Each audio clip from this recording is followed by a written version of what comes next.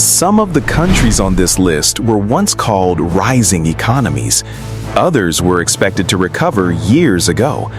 But the numbers in 2026 tell a very different story. And here's the scary part.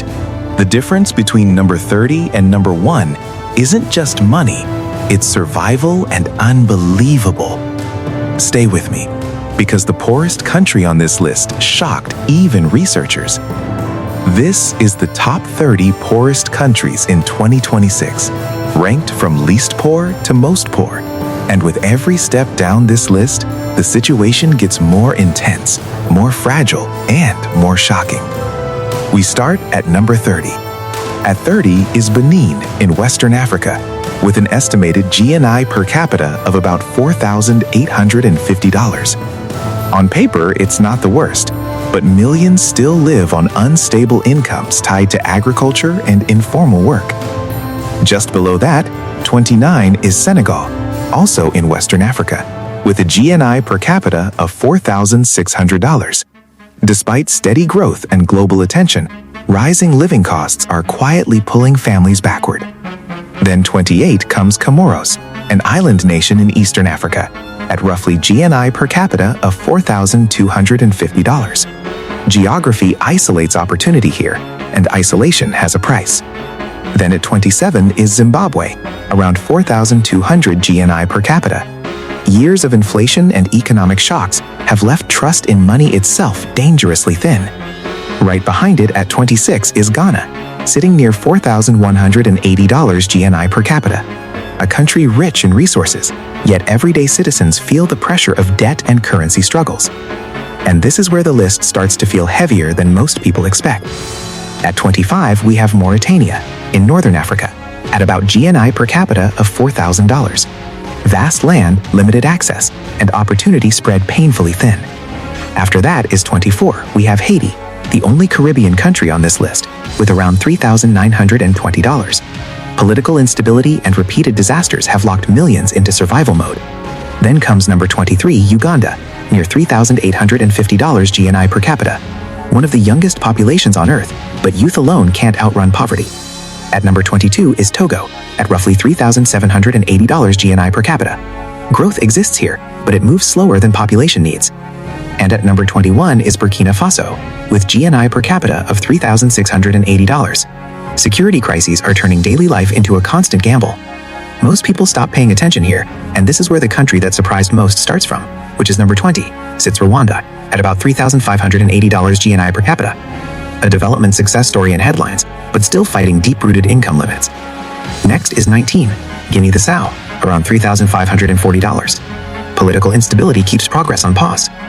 Now in 18, we find Mali, close to $3,520. Conflict and displacement are dragging the economy downward. Then 17 is the Gambia, at roughly GNI per capita of $3,450. Small size, limited industries, and fragile resilience. At 16 is Ethiopia, around $3,440. Africa's second most populous nation, where growth struggles to keep up with scales. Now pay very close attention, because from here on, the numbers collapse fast and very surprising. Of which 15 comes Chad, near $3,390 GNI per capita. Landlocked, conflict-affected, and heavily dependent on oil. At 14 is Sudan, around $3,350. A nation rich in history, but trapped in economic freefall.